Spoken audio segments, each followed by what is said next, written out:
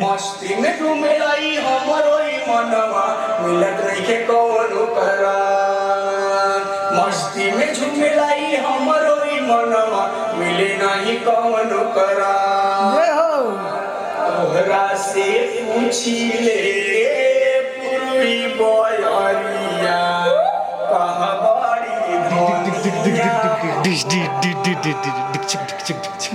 बहुत बढ़िया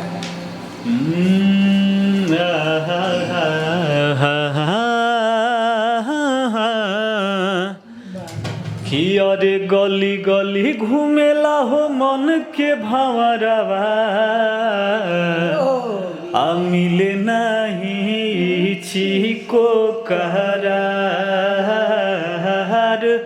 पूछिले तोहरा से पूर्व बेहरिया कि कहाँ बाड़ी धनिया हमार पूछिले तोहरा से पूर्व बेहरिया कहाँ बाड़ी धनिया हमार।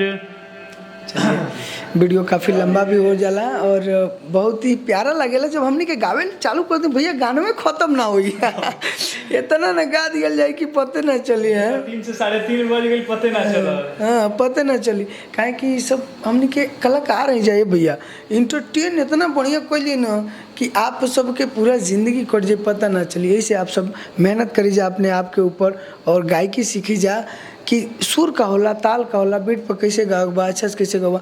इन कौन गाना रिकॉर्ड होता रहा भैया सुनाई बतन इनका म्यूजिक सुनाइए और हमारे यहाँ म्यूजिक कैसे बनता है। ए भैया क्या उठाओ तो रहा रिटर्न तक बहुत का हो भैया का दिक्कत बा 12 मिनट का वीडियो बन चुका है। हाँ तो 12 है ना भइल बा 24 होके दा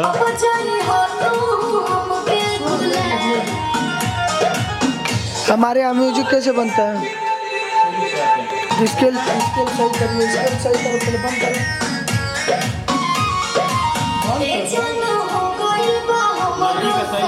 लड़के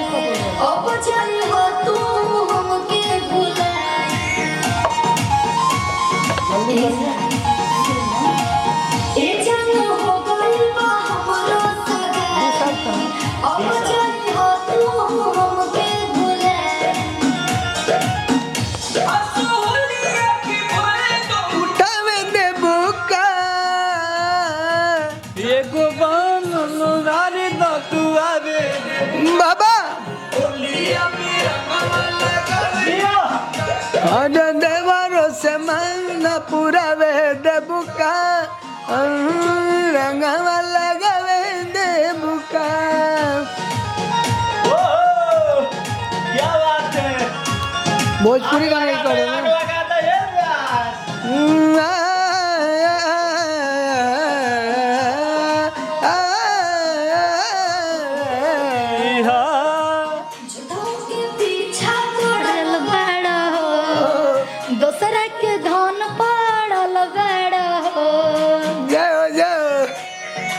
वाह क्या भाव है करो हमारा के करो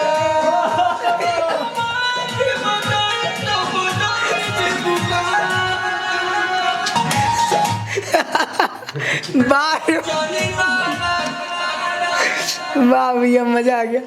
अभी हमने को होली के गाना रिकॉर्डिंग करते हैं जहाँ हुड़दंग होता आप सबके बता दिए एकदम मज़ा आ रहा है और ठीक है बहुत बढ़िया हंसमुख है बहुत प्यारे हैं बहुत प्यारे हैं बहुत प्यारे हैं। चलिए ठीक है बहुत धन्यवाद आप सभी को। काफ़ी लेट हो रहा है काफ़ी समय हो गया है तो इस वीडियो को यहीं पे हम समाप्त करते हैं और मिलते हैं अगले नए वीडियो के साथ। तब तक के लिए हमारे चैनल बने रहिए और प्यार से बात बनाए रखिए और गरिमा रिकॉर्डिंग स्टूडियो की तरफ से आप सभी को शुभ रात्रि। हर हर महादेव। जय जय जय माता दी।